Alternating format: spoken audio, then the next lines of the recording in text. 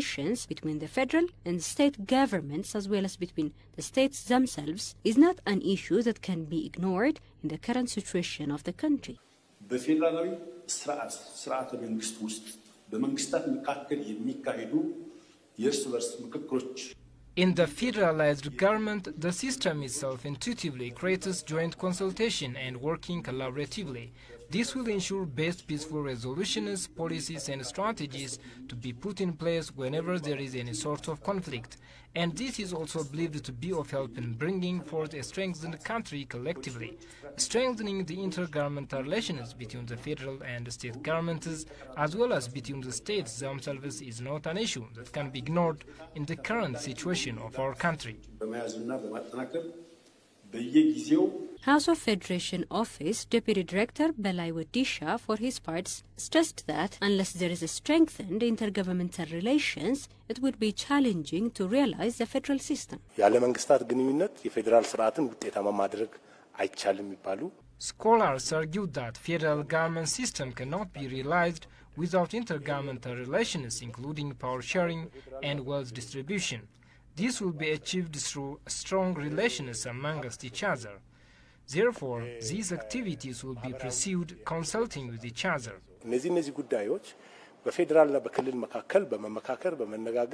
Southwestern Nations Chief Negash Wagesho also noted that to realize justice and well-balanced power, ensuring fair wealth and power distribution can be taken as pillars of the federal government system. To achieve a balanced growth amongst regional states, recognizing that is the initial step. For it is well known that it is not an easy task ensuring justice, fair budget allocations and fair power sharing across regional states. Speaker of the House of Federation, regional heads of government and representatives of the mayors of the two city administrations, regional council speakers and other senior officials of the regional and federal governments were in attendance. Now, the State Minister for Foreign Affairs, Ambassador Misgano Arga, yesterday received at his office the United Nations Special Representative of Secretary General Antonio Guterres for Somalia and head of the United Nations Assistance Mission in Somalia, Catriona Lang. They discussed regional matters pertaining to peace and security in the Horn of Africa and other multilateral issues of mutual interest. During the deliberations, Ambassador Misgano wished the incoming special representative success in her endeavors and assured of Ethiopia's continued support, according to the Ministry of Foreign Affairs. The special representative, on her part, expressed her gratitude for Ethiopia's government's continued support and vowed to further bolster cooperation between Ethiopia and the international body on peace and security.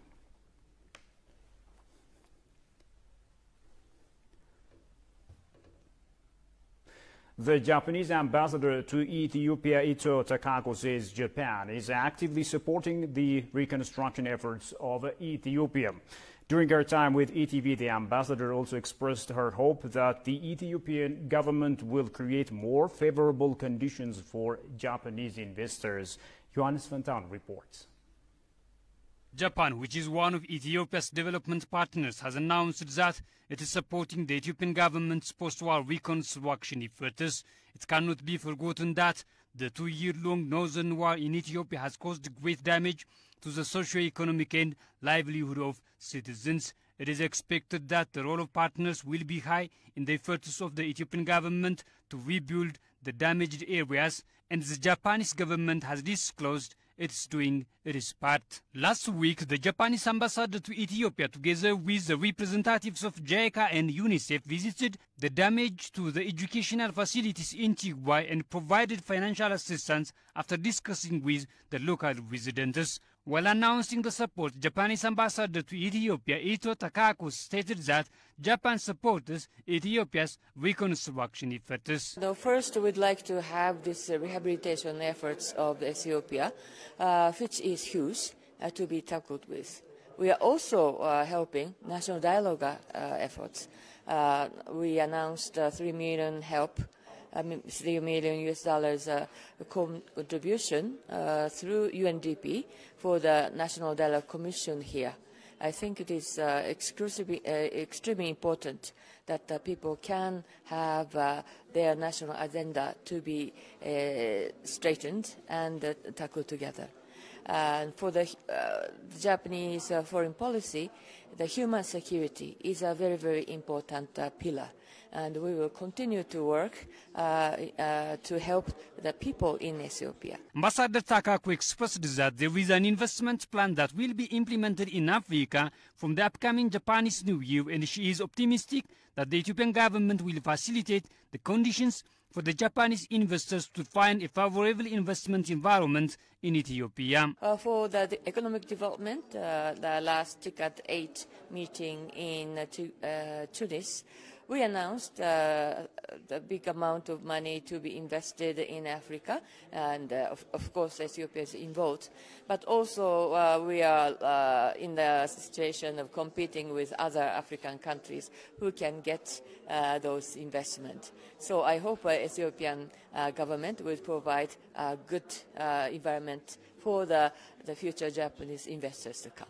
The Japan International Cooperation Agency JICA representative for Ethiopia on his part articulated the support they are providing to the government of Ethiopia on its effort to transfer the nation's economy from public sector-led to private sector-led economy. The most challenging issue that the government of Ethiopia is now tackling is how to transform the structure of the economy from the public sector-led economy to the private sector-led economy. So we are trying to strengthen our support to contribute to that area as well.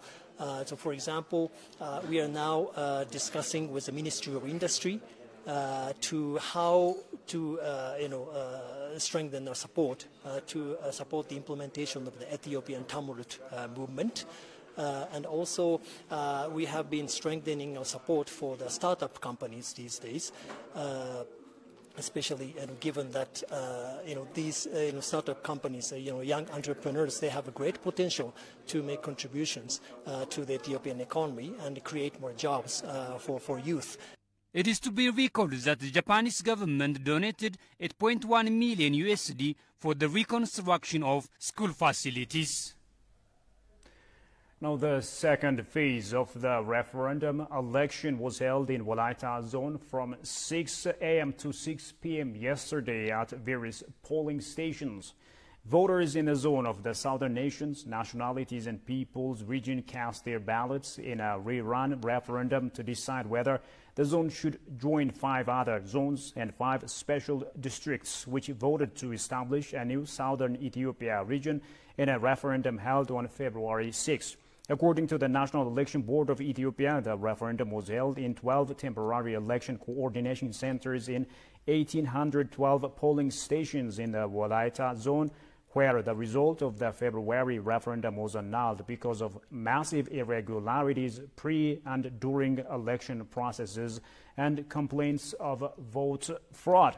Voters expressed that they responsibly cast their ballots in a manner that appropriately determines the fate of the zone.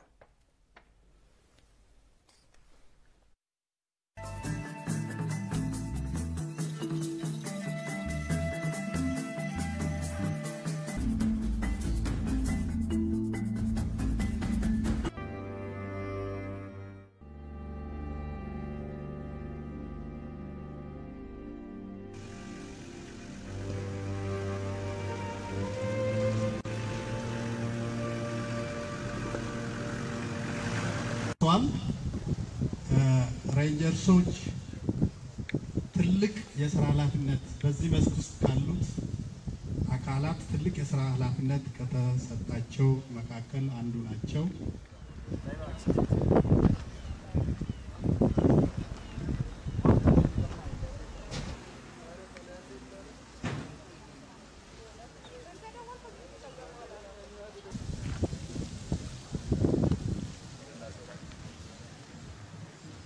በኢፌድሪ ደንና አካባቢን አየር ንብረት ለውጥ ኮሚሽን ኮሚሽነር ፕሮፌሰር ፍቃዱ በየነ ህብረተሰብ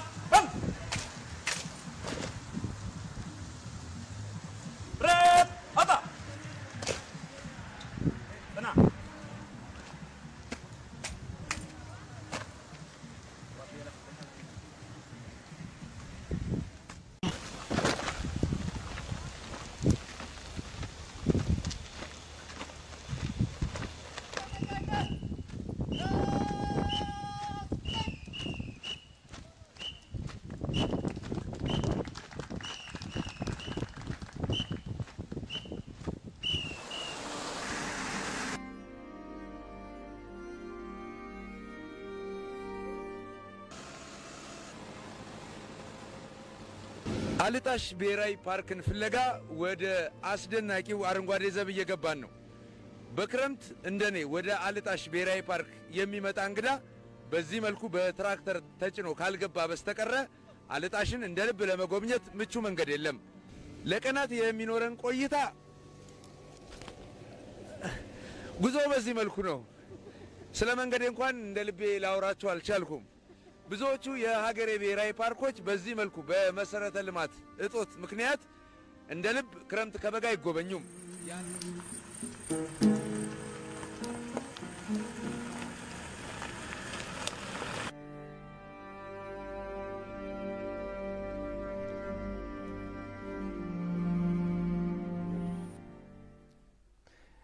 Welcome back. Now, the Korean International Cooperation Agency says it is committed to extending its technical and financial support to Ethiopia in line with government's plan. The agency opened the 2023 Koika Volunteer Program annual workshop to discuss major achievements and challenges to expand volunteerism in Ethiopia. Haptam Washagri reports. After COVID-19, Koika is aiming to bolster volunteerism activities for over 40 countries, and Koika is undertaking development projects to alleviate poverty. Koika is registering remarkable achievements over the past 3 years. Koika office is the second largest office in the Koika offices, which is out of 45 offices in the world, and we are the very first offices here in African continent. So we are aiming to lead the whole African continent systems, and also, based on these volunteer activities, we are also kind of want to lead agendas among our volunteer activities, because after COVID-19 we are facing the fall of volunteerism in the world. So based on our activities, we hope that the world volunteer activities will be growing and increasing again. According to the country director, Koika is always committed to solve problems in Ethiopia at the grassroots level by practicing volunteers to further activate development projects. Actually, we resumed our volunteer activities here in Ethiopia. We are very proud because we are the very first organization to redispatch our volunteers. And our volunteers, especially, they are working in community levels. And so I think based on those activities, we are kind of support the poverty alleviation activities here in Ethiopia. Ministry of Labor and Social Affairs, Ergoge Tesfaye, for her part, said her ministry is working along with other stakeholders to adopt volunteerism policy to the nation. The ministry is also done with the draft policy on Ethiopian youth volunteerism policy, and it's going to be submitted to the ministerial cabinet very soon and will be approved. We hope that that will help us to frame our volunteering services and programs that we have in the country. According to Ministry of Labor and Social Affairs, over 90 million volunteers have provided volunteerism service for over 48 million Ethiopians last year. Ergoge underlined that expanding volunteerism is critical to solve global and continental challenges in various development sectors. The ministry hopes that Koika will dispatch more volunteers as well as senior advisors to the country in different areas so that they can share their experiences, expertise for public institutions in the country, in addition to linking or encouraging local or national volunteers in Ethiopia. Research has shown that countries with high levels of volunteerism are more economically and socially vibrant and better placed to meet global challenge. According to Ergoge, efforts are well underway to further bolster the long-standing and historical bilateral cooperation over the two countries in various areas. The Ethiopian embassy in Beijing has participated in the African Tourism Promotion Conference 2023. The Ministry of Foreign Affairs of the People's Republic of China organized the African Tourism Promotion Conference on June 18, 2023, where the Ethiopian embassy in Beijing participated. During the conference, the Deputy Head of Mission, Ambassador Dawano Kader, delivered a speech on behalf of African countries, focusing on boundless varieties of tourism attraction areas. In addition, promotion of tourism attraction sites were introduced to a number of Chinese tourism-related companies.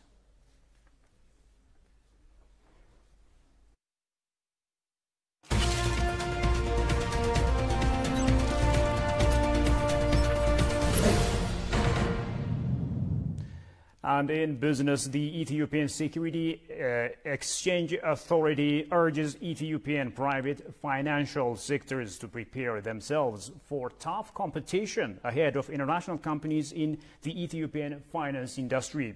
The authority has announced that it is making necessary preparations for launch of the capital market in Ethiopia. Goshu Melso presents the story as follows. Ethiopia has started selling shares to raise funds required to set up its first ever security exchange as part of efforts to modernize Eastern Africa's largest economy. The sale, which began on 18 May 2023 in the capital Addis Ababa, aimed at mobilizing 75% of the required funding. In an exclusive interview with ETV, Ethiopian Security Exchange has urged Ethiopian private financial sectors to prepare themselves for tough competition ahead of international companies in the Ethiopian finance industry.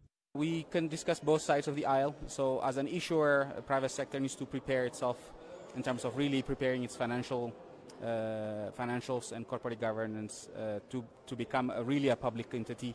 So we expect up to 50 listings to come to the market in the next 5 to 10 years. The authority also announced that it is making necessary preparations to launch capital market in Ethiopia. A lot of preparations needs to happen on that side, but also on the investor side. So a lot of investor education, capacity building for retail investors, institutional investors. So we're in conversation with banks, insurance, pension funds, etc., in terms of really giving them clarity in terms of our plan for the market. But also broadly for the financial sector, intermediaries that are actually key part and parcel of the future capital markets. So we expect auditors, accountants, lawyers to come and play a role in this landscape as well. Senior project manager of Ethiopian Security Exchange disclosed that capacity building and awareness raising works for investors are underway. The Ethiopian Security Exchange is being set up as a private-public enterprise. Government would be holding a minority share up to 25% on the exchange. So for the past year, through our promoter agency, which is the Ethiopian Investment Holding, a dedicated project office has been set up, which we lead. And for the past year, we've been developing the business plan, feasibility, technology considerations, rules of the exchange. And as of last month, we've officially commenced our capital raise exercise. So we'll be completing that for the next 2-3 months. And from that onwards, it will be more or less a process of acquiring our technology and onboarding our human and talent. Yes, so we're in the, right track, and on track to establish the exchange by mid next year, European calendar, or Ethiopian calendar, end of the year. Despite the number of banks, microfinance and their branches have increased over the last 25 years, the majority of Ethiopians who are engaged in micro and small businesses still do not have access to credit. Recent studies reveal that access to finance stands at 30% among the total population. Moving on, the UK Trade Minister of State has launched the UK government's new developing countries training scheme at the Bole Lemi Industrial Park in Addis Ababa, Ethiopia, which was effective as of June 19, 2023. The event was attended by representatives from the UK Embassy, top senior Ethiopian government officials, and local Ethiopian businesses, among others. Kasaun Chani reports. At the Bole Lemi Industrial Park in Addis Ababa, the UK Minister for International Trade and his high-level delegation launched the UK government's new Developing Countries Trading Scheme, DCTS. The UK International Trade Minister and his high-level delegation, representatives from the UK Embassy in Addis Ababa, top senior Ethiopian government officials, including Investment Commissioner Lelise Name, and local Ethiopian businesses, among others, were present at the launch of the UK government's new Developing Countries Trading Scheme, DCTS. The program intends to launch export courses for Ethiopian businesses interested in doing businesses with the UK market and stimulate the international economy. Well, I'm excited to be able to announce that the Developing Countries Trading Scheme comes into force today. The DCTS, as we call it for short, is the UK's simpler and more generous preferential trading arrangement for 65 countries, including 37 African countries, which collectively export £20 billion worth of goods to the UK each year. It's fantastic to be able to launch the DCTS scheme from here in Ethiopia, home to 120 million Ethiopians standing to benefit from the scheme, and also home to the African Union, with representatives from across the African continent. The program's commencement is seen as a way to mitigate the damage that AGOA suspension has done to Ethiopia's industries and to promote the country's economic growth and development. From the beginning, the products produced in the parks is intended or planned for the export market, not for the local market. So by the last years, as a result of we are banned from the AGOA market of America. These tenants and our market is affected negatively, in a significant manner. So now these products are getting a chance, to be sold on those the European market. Under the UK's Developing Countries Trading Scheme, Ethiopia will benefit from duty-free exports to the UK, which is a significant development to boost trade between our two countries and promote economic growth and development in Ethiopia. The launch of the DCTS signifies a significant milestone in our collective efforts to foster equitable and inclusive among developed and developing countries. It reflects our shared commitment to promote economic growth, poverty reduction, and empowering nations through mutually beneficial partnerships. As we gather here, we're reminded of the immense potential that lies within the developing nations. The introduction of DCTS signifies a significant milestone in our bilateral trade relation as Ethiopia becomes one of the best fortunate countries to benefit from this new package. This scheme presents a remarkable opportunity for our textile garment exporter to access new markets in the UK. It's a demonstration of the UK government recognition of Ethiopia's immense potential and the value we place on our long-standing diplomatic friendship. Furthermore, this scheme has a broader impact on our economy by attracting more foreign direct investment in Ethiopia, particularly in the manufacturing sector. The trade preference provided by DCTS serves as an incentive for the international business to invest in Ethiopia. Proclaiming the DCTS program will play the function of the UK Generalised Scheme of Preferences, providing a more streamlined and simple means of trade between the UK and developing countries, in addition to creating a wealth of employment opportunities for various Ethiopians. The DCTS has been designed to boost exports of goods from countries like Ethiopia, from the dynamic businesses we see here in the Bololemi Industrial Park, and from businesses in other sectors and countries in Africa and South Asia. The DCTS cuts tariffs, removes conditions and simplifies trading rules for countries that are home to 3.3 billion people. I believe it will have far-reaching impact. Apart from that, it was reported that on June 20, 2023, the UK will support Ethiopia's attempts to join the World Trade Organization, WTO, by introducing a new Developing Countries Trading Scheme. The UK's support is an essential step in assisting Ethiopia to complete its membership, which will lead to new trade opportunities and foster economic growth and prosperity in the nation.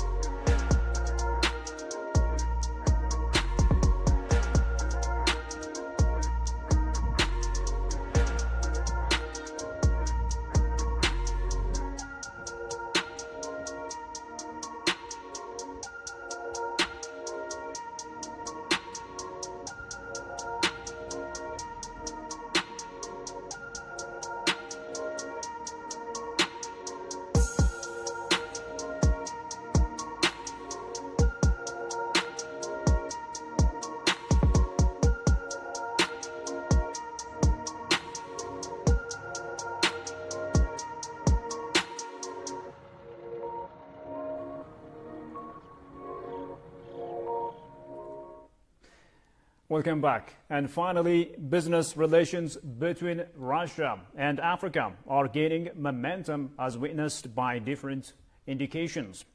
Earlier this month, for instance, on June 6, 2023, to be exact, a conference on bilateral business cooperation between Moscow and Algeria themed geopolitical transformation, challenges and opportunities for business was held in the capital of Algeria. At the conference, the presentation of the second summit, Russia-Africa Economic and Humanitarian Forum, took place. Trade representative of Russia and Algeria, Ivan Nalich, noted during the presentation that, quote-unquote, the personal participation of Algerian companies representatives in the event will give them an opportunity to discuss specific areas of trade, economic and investment cooperation with Russian companies and will promote the growth of trade turnover. Furthermore, it will strengthen the partnership between our countries. The second summit and the Russia-Africa Economic and Humanitarian Forum will be held in St. Petersburg from July 26 to 29, 2023, under the motto of Technology and Security for the sake of sovereign development for the benefit of humanity. The event will include a large-scale exhibition, which will become a key communication platform for demonstrating the achievements and capabilities of the participating countries in the field of economy, science, ecology, and culture. That's according to a press release sent to EBC.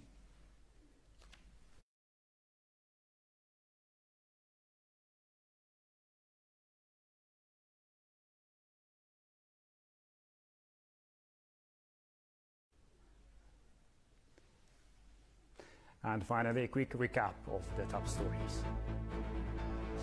Ethiopian regional states and federal government striving to maintain status quo.